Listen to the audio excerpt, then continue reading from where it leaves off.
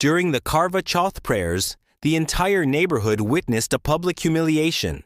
Vedika's mother-in-law embarrassed her just because she wasn't wearing a saree. Descending the stairs in a light Indo-Western suit, Vedika looked stunning. But as soon as Sudha Devi, her mother-in-law, saw her, her face turned red with anger. "Oh God! Daughter-in-law! What on earth are you wearing?" The whole house fell silent. Vedika remained calm. "Mum, this is traditional too. In our house, daughters-in-law wear saris on Karva Chauth and cover their heads." At that moment, Arav came in. He smiled and said, "Mum, Vedika looks really nice." Sudha Devi left with a cutting remark.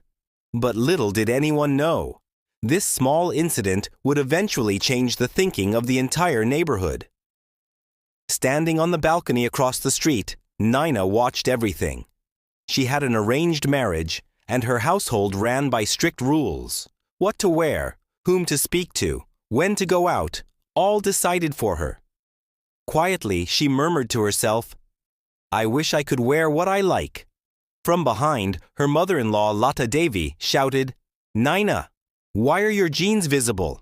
Go put on a long dupatta." Nina silently went inside.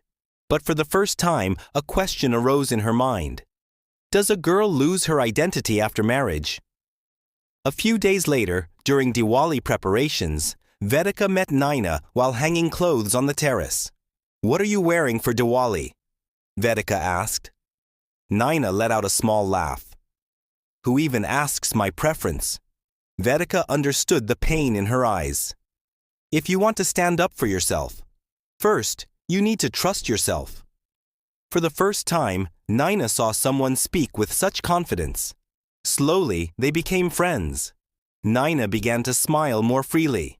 One day, Vedika was browsing online designer outfits. Nina sat nearby. "Pick whatever you like," Vedika said with a smile. Hesitantly, Nina started looking. Suddenly, the door opened. Lata Devi was standing there. Her gaze moved from the mobile screen to Vedika. "This is the last straw. Are you going to turn my daughter-in-law into yourself now?" The house fell silent. But this time, Vedika was not afraid. She said firmly, "A person's clothes do not define their character." Lata Devi angrily took Nina away. That night, Nina cried.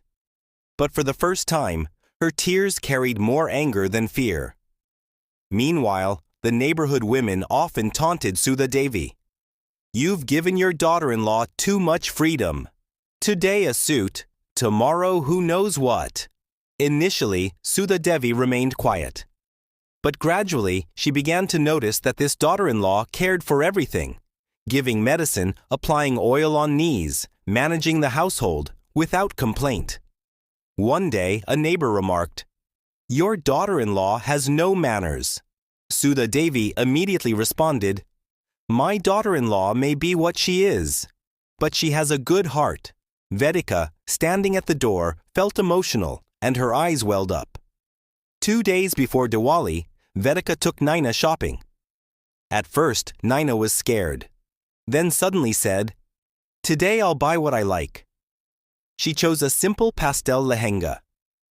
Vedika smiled. "That's the real you." For the first time, Nina felt happy looking at herself. But little did she know, the real battle was yet to come.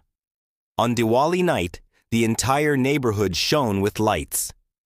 Nina stepped out of her room, wearing her chosen lehenga for the first time. When Lata Devi saw her, her face changed. "What are you wearing?" Nina was scared, but this time she didn't stay silent. "Mom, for the first time, I chose this for myself. What will people say?" In a soft but strong voice, Nina replied, "People will always have something to say." The entire house fell silent.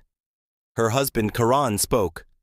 "Mom, Nina looks amazing." Lata Devi looked at her son in surprise. For the first time, she realized her daughter-in-law was asking for her identity, not just clothes. A little later, The whole neighborhood was lighting firecrackers on the rooftops. Vedika and Naina stood together. Women below whispered, "Look at these modern daughters-in-law." Suddenly, Sudha Devi said loudly, "Yes, they are modern, but they are cultured at heart too. Daughters-in-law earn their values not from saris, but from their behavior." The whole neighborhood fell silent. Tears welled up in Naina's eyes. For the first time, she looked freely at the sky. That night, not only did the Diwali lamps glow, but the light of confidence within two daughters-in-law also shone brightly once again.